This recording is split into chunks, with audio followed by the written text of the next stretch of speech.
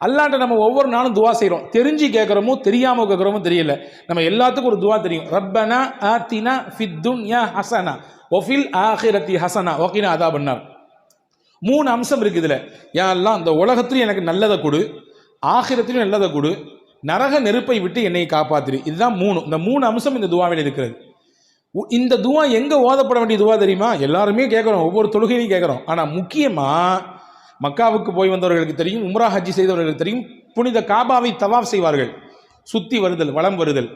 அதில் 4 பக்கங்கள் இருக்கிறது. காபாவுக்கு சதுர வடிவத்தில் இருக்கிறதுனால 4 பக்கம் இருக்குது.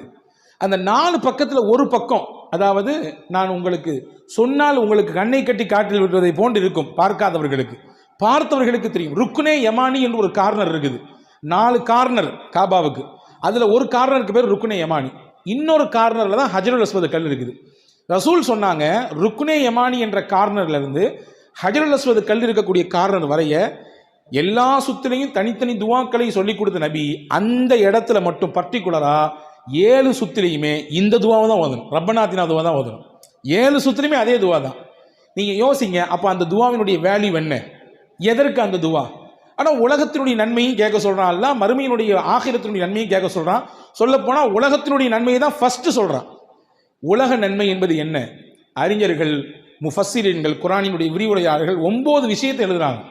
உலகத்தில் ஒரு மனிதனுக்கு அல்லாஹ் நன்மையை தந்தானா என்ன? அது 9 செய்தி சொல்றாங்க. அந்த 9ல் 1 முக்கியமானது நல்ல மனைவின்றாங்க. நல்ல மனைவி ஒருத்தருக்கு. Karim's biryani paradise at liberty and catering services, கோடம்பாக்கத்தின் அறுசுவை அடையாளம். உலகத்தில் கிடைச்சதுன்னா உலகத்திலேயே அல்லாஹ் நல்லதை கொடுத்துட்டான்னு அர்த்தம். எனவே தான் தமிழில் எப்படி சொன்னான், மனைவி அமைவதெல்லாம் இறைவன் கொடுத்த வரம் அப்படின்னா, இல்லையா? எனவே அன்பான சகோதரர்களே, நல்ல மனைவியை எதிர்பார்ப்பது தவறல்ல. அதே போன்று நல்ல மனைவிக்கான அடையாளம் என்ன என்பதையும் மார்க்கம் அழகாக சொல்லி தந்தது. பெருமானார் ஸல்லல்லாஹு அலைஹி வஸல்லம் சொன்னார்கள், நசாயி ஷரீஃபிலே ஒரு ஹதீஸ் வந்திருக்கிறது, மஸ்தஃபாதல் முஃமினு பஅத தக்வல்லாஹி கைரன் லஹு மின் ஜௌஜத்தின் சாலிஹா. ஒரு மனிதருக்கு இறையச்சத்தை அல்லாஹ் கொடுக்கிறான். உண்மையே கிஃப்ட். அது அல்லாஹ் அவருக்கு தரக்கூடிய பெரிய பரிசு. ஒரு மனிதனுடைய உள்ளத்திலே அல்லாஹ்வின் அச்சம் இருக்கிறது, பயம் இருக்கிறது, அந்த சிந்தனையோடு அவர் வாழுகிறார், அந்த அடிப்படையில் அவர் தொழில் செய்கிறார், அந்த அடிப்படையிலே நடக்கிறார், அந்த அடிப்படையிலே உடுத்துகிறார், அந்த அடிப்படையில் குடும்பம் நடத்துகிறான்னா பெரிய பாக்கியம் அவருக்கு, அல்லாஹ்வுடைய அச்சத்தோடு வாழ்றது. இதுக்கு பின்னாடி ஒரு மனிதனுக்கு கொடுத்த அல்லாஹ் கொடுத்த பெரிய கிஃப்ட் என்னன்னா, நல்ல பொஞ்சாதி அல்லாஹ் கொடுக்கிறது. நல்ல பொஞ்சாதியை கொடுக்கிறது. நல்ல பெஞ்சாதி என்றால் யாரு? ரசூலுல்லாஹ் அடையாளம் காட்டினாங்க. சொன்னாங்க பாருங்க, இன் அமரஹ அதாஅத்துஹு, இவர் சொன்னால் அந்த பெண் கேட்கும். ஃபர்ஸ்ட் பாயிண்ட், இவர் சொன்னால் அந்த பெண் கேட்பார்கள். வ இன் நபர இலைஹா சர்ரத்துஹு, இவர் அந்த பெண்ணை பார்த்தால் அந்த பெண் இவரை சந்தோஷப்படுத்துவாள்.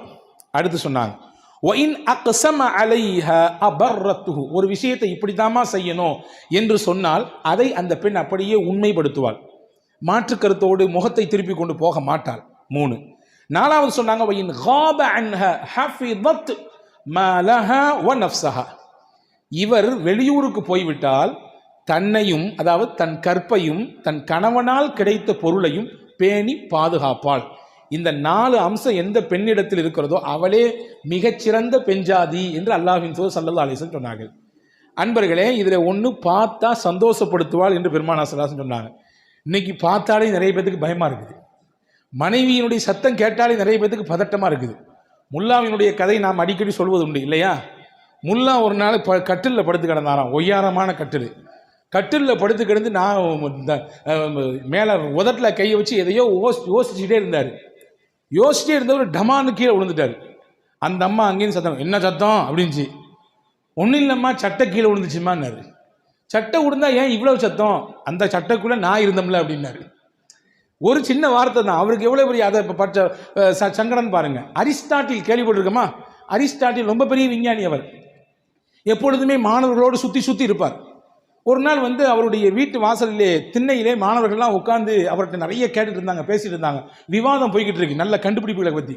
அங்கே வீட்டுக்குள்ள மனைவி ஓன்னு சத்தம். இவர் வேற வேலையே கிடையாது, யாரையாவது கூட்டு வந்து உட்காந்து எப்படி கதைக்க வேண்டியது, வேற மனுஷனுக்கு ஏதாவது பொழப்பு இருக்கா என்று கோன்னு சத்தம். இவருக்கு ஒன்றுமே புரியலை. பசங்க வேற வந்திருக்காங்க, விருந்தாளிகள்லாம் உட்காந்துருக்காங்க, இப்படி அந்த அம்மா கத்திட்டு இருக்கேன்னு சொல்லி. இருந்தாலும் காதில் கேட்காத மாதிரியே அந்த பிள்ளைங்கள்ட்ட பேசிக்கிட்டே இருந்தார். திடீர்னு வேகமா அந்த அம்மா உள்ள இருந்து ஒரு குடம் நிறைய தண்ணியை கொண்டு வந்து தவான்னு தலை மேல ஊத்துச்சாமா. யார் மேல? அரிஸ்டாட் மேல மொத்தமா ஊத்துச்சான்.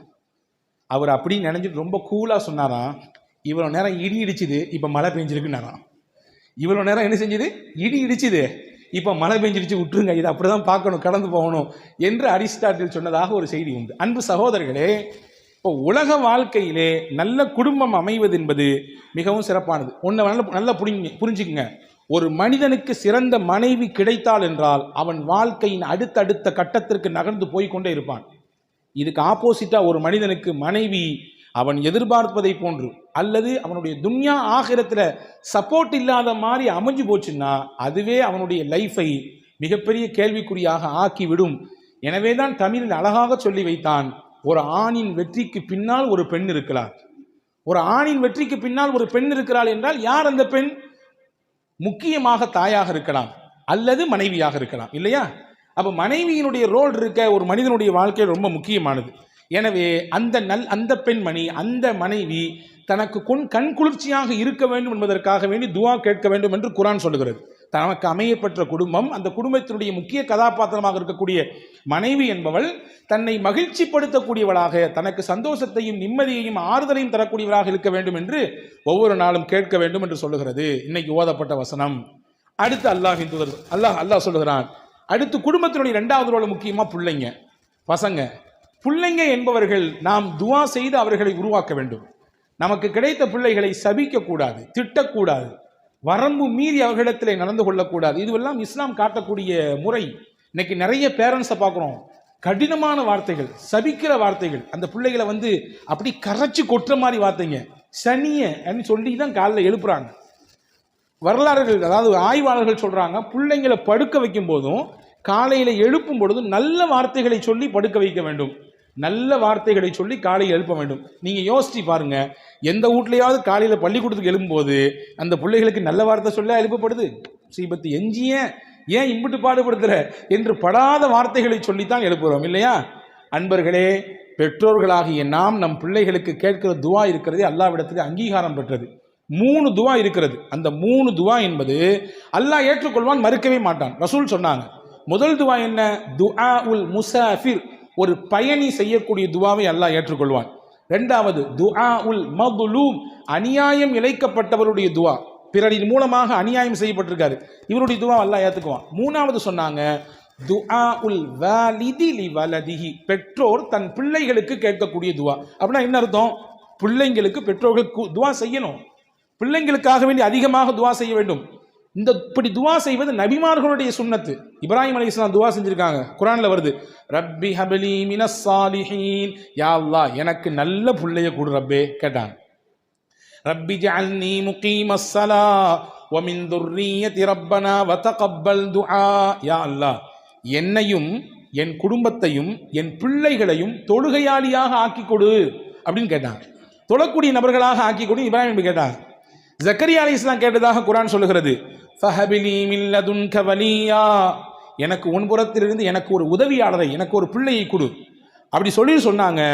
வஜஅல்ஹு ரப்பி ரதியா, நீ எனக்கு தரக்கூடிய பிள்ளையை நீ பொருந்தி கொள்ளக்கூடிய விதத்தில் கொடு, நல்ல பிள்ளையா கொடு அப்படின்னு கேட்டாங்க. இப்போ பிள்ளைகளுக்காக துஆ செஞ்சிருக்காங்க.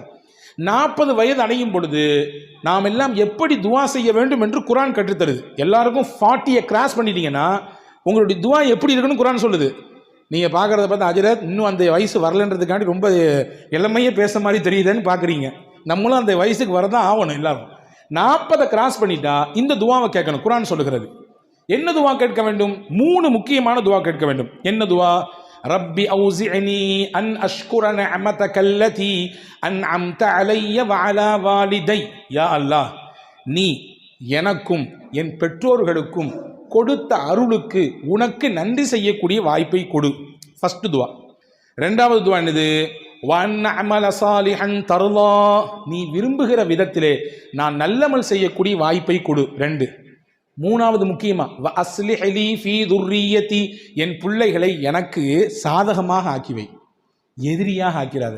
நிறைய வீடுகளில் அப்பாவும் மகனுக்கும் எதிரும் புதிரும், பூனையும் எலியும் மாதிரி அப்படி பாஞ்சுக்கு நிற்கிற மாதிரி இருப்பாங்க, இல்லையா? பார்க்குறோமா இல்லையா?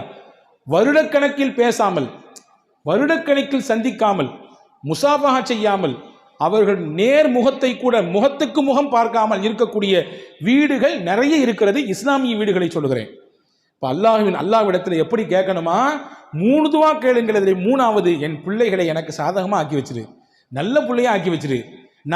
நான் நொந்து போகக்கூடிய விதத்தில், நான் வருத்தப்படக்கூடிய விதத்தில், நான் அப்படியே தலகுனியக்கூடிய விதத்தில் என் பிள்ளைகளை நீ ஆக்கிறார் ரப்பே என்று 40 வயதை கடந்தவர்கள் எல்லாம் அல்லாஹ்விடத்தில் கேட்க வேண்டும் என்று அல்லாஹ் ஜல்ல ஷானஹு வ தஆலா சொல்லி தருகிறான். நம்ம எல்லாத்துக்கும் தெரியும். நேற்று கூட ஒரு நண்பர் இடத்துல பேசி கொண்டிருக்கும்போது அவர் சொன்னார், மக்கா இமாம் அப்படின்னாலே சுதேசி இமாம் தான். எல்லாத்துக்கும் தெரியும். 1980களிலேயே தெரியும் எல்லாத்துக்கும், இல்லையா? கிட்டத்தட்ட 25 ஆண்டுகள் 30 ஆண்டுகளுக்கு மேலாக தொடர்ச்சியாக மக்கமா நகரிலே புனித ஹரம் ஷரீஃபிலே இமாமாக பணியாற்றி கொண்டிருக்கிறார். இன்னைக்கு அவர் இமாம் மட்டும் இல்லை, அங்கே இருக்கக்கூடிய மினிஸ்டர், அங்கே இருக்கக்கூடிய எக்ஸ்டென்ஷனுடைய அந்த பொறுப்பினுடைய முக்கிய தலைவர் அவர். இமாம் என்ற கேட்டகரிலாம் தாண்டி வேற எங்கேயோ போயிட்டார். அல்லாஹ் எங்கேயோ ஒன்று உயர்த்தி வச்சுட்டான். அந்த இமாம் சின்ன பிள்ளையா இருக்கும்போது ரொம்ப சேட்டை பண்ணுவாராம். சின்ன பிள்ளையா இருக்கும்போது இமாம் சுதேசி அவங்க அம்மா சத்தம் போடுவாங்களாம், உன்னையெல்லாம் அல்லாஹ் காபத்துல்லாவுக்கு தான் இமாம் ஆக்கணும்.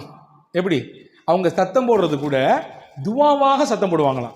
உன்னையெல்லாம் அல்லாஹு தஆலா காபால கொண்டு போய் இமாமா வைக்கட்டும், உன்னையெல்லாம் அல்லாஹ் காபால இமாமா ஆக்கட்டும். இப்படி சொல்லி தான் அந்த தாய் அந்த பிள்ளையை திட்டவும் கூட செய்திருக்கிறார். எப்பவோ ஒரு தடவை செய்த துவாவை அல்லாஹ் கபூல் செய்து விட்டான் போல் தெரிகிறது. அல்லாஹ் ஆண்டாண்டு காலமாக தொடர்ச்சியாக இமாமாகவே இருந்து உலகெங்கிலும் வாழக்கூடிய முஸ்லிம்களின் இதயத்திலே அவர்களுடைய குரல் வந்து ஒலித்து கொண்டே இருக்கும். இமாம் சுதைசின்னு சொன்னாலே அவருடைய அந்த கணீர் குரல் நம் காதுகளில் நுழைந்து உள்ளங்களை குடைந்து எதெல்லாமோ செய்து விடுகிறது, இல்லையா? நல்ல துவா. 3 விஷயத்துல ஆப்போசிட்டா துவா செய்யக்கூடாது எப்போதுமே. 3 காரியத்தை ரசூலுல்லாஹ் சொன்னாங்க.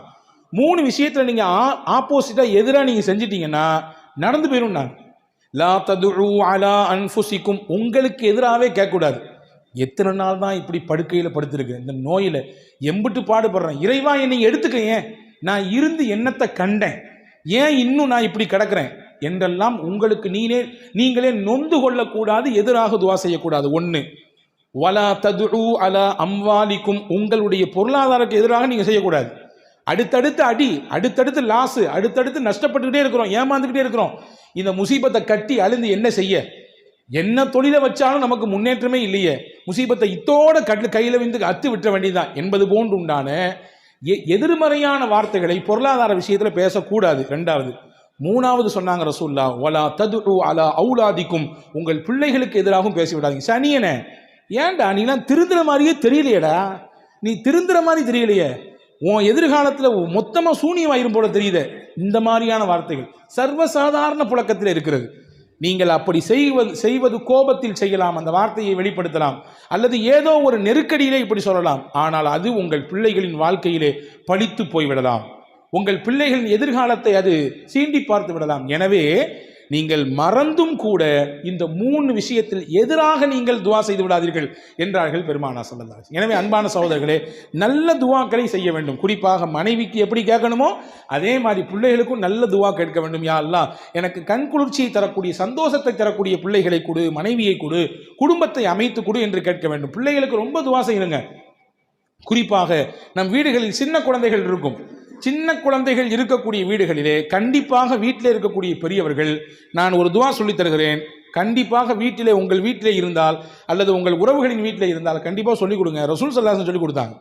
ஹஸரத் ஹசன், ஹஸரத் ஹுசைன் ரலியல்லாஹு அன்ஹு, சின்ன பிள்ளைங்க 2 பேரும். பொதுவாகவே கண் பாடுங்கிறது யாருக்கு அதிகமாக அட்டாக் ஆகும் சொல்லுங்க பாப்போம்? சின்ன பிள்ளைங்களுக்கு. அந்த சின்ன பிள்ளைங்கள்ட்ட இருக்கக்கூடிய இயற்கையான அழகு, அந்த இயற்கையான துருதுரு என்ற அந்த துடிப்பு, அந்த இயற்கையாக அப்படியே அவர்கள் பேசக்கூடிய மழலை பேச்சு, இதுவெல்லாம் நிறைய பேருடைய நல்ல கண்ணும் உண்டு, நொல்ல கண்ணும் உண்டு, இல்லையா? அந்த நொல்ல கண்ணின் மூலமாக சில பாதிப்புகளை ஏற்பட்டுவிடும். எனவே ரசூலுல்லாஹி ஸல்லல்லாஹு அலைஹி வஸல்லம் பிள்ளைகளுக்கு கற்றுக் கொடுக்க ஒரு துவா சொல்லி கொடுத்தாங்க. ரசூலுல்லாஹ் ஹசன் ரலியல்லாஹு அன்ஹு ஹுசைன் ரலியல்லாஹு கூட்டு மடியில் உட்கார வச்சுட்டு இப்படி துவா சொல்லுவாங்களாம், இன்ன அபாக்குமா கான யுஅவ்விது பிஹிமா இஸ்மாஈல வ இஸ்ஹாக, உங்கள் தகப்பனார், உங்கள் பாட்டானார் இப்ராஹிம் அலைஹிஸ்ஸலாம் தாம் பிள்ளைகளுக்கு இஸ்மாயிலுக்கும் இஸ்ஹாக்குக்கும் இந்த துவாவை தான் சொல்லுவார்கள் அப்படின்னு சொல்லிட்டு, அதை பாருங்க, உங்க வாப்பா பாவா இப்ராஹிம் நபியிடத்து கற்றுக் கொடுத்த துவா உங்களுக்கு நான் இப்போ செய்ய போறேன், அவங்க செஞ்சு நான் செய்ய போறேன், இதை அப்படியே விட்டுறக்கூடாது, காலத்துக்கும் பின்னாடி வரணும். காரணம் இது பாவா கற்றுக் கொடுத்தது, இப்ராஹிம் அலைஹிஸ்ஸலாம் கற்றுக் கொடுத்ததுன்றதை உணர்த்திட்டு அந்த துவாவை சொல்லி கொடுக்காங்க. என்ன சொல்லி கொடுத்தாங்க? அல்லாஹும்ம இன்னி அஊது பி கலிமாத்தில்லாஹி தாம்மா மின் குல்லி ஷைத்தானின் வஹாம்மா வ மின் குல்லி ஐனில் லாம்மா. 3 வார்த்தை தான், தேவைன்னா என்கிட்ட கேட்டு எழுதி வாங்கிக்கோங்க இன்ஷா அல்லாஹ். 3 வார்த்தையை கொண்டு ஓதி அந்த பிள்ளைகளிடத்திலே தஅவீது செய்து விட்டு தான், அதாவது பாதுகாப்புக்காக வேண்டி அந்த பிள்ளைகளுக்கு வளையம் போட்டு விட்டு தான் பெருமானார் ஸல்லல்லாஹு அலைஹி வஸல்லம் வெளியே அனுப்புவார்கள். இதனுடைய பொருள் என்ன? பரிபூரணமிக்க அல்லாஹ்வினுடைய வார்த்தைகளை கொண்டு உனக்காக அல்லாஹ்விடத்திலே பாதுகாவல் தேடுகிறேன், ஷைத்தானின் தீங்குகளை விட்டு பாதுகாவல் தேடுகிறேன், உங்களை தீண்டக்கூடிய கண் பார்வையிலிருந்து உங்களுக்காக வல்ல அல்லாஹ்விடத்திலே நான் காவல் தேடுகிறேன் என்ற துவாவை ஓதிவிட்டு நம் பிள்ளைகளிடத்திலே ஊதிவிட்டு நமக்கான வேலைகளை, நம்முடைய வெளியே கிளம்பக்கூடிய விஷயத்தை செய்தால் தீங்குகள் ஏற்படாது, பார்வைகளுடைய அந்த தாக்கம் ஏற்படாது, கெட்ட பார்வைகளிலிருந்து ஏற்படக்கூடிய அந்த அந்த அந்த பிரச்சனைகள் எல்லாம் அந்த குழந்தைகளுக்கு சந்திக்காது என்பதை பெருமானார் ஸல்லல்லாஹு அலைஹி வஸல்லம் அழகாக கற்றுத்தந்தார்கள். ஆக கண்ணியமானவர்களே,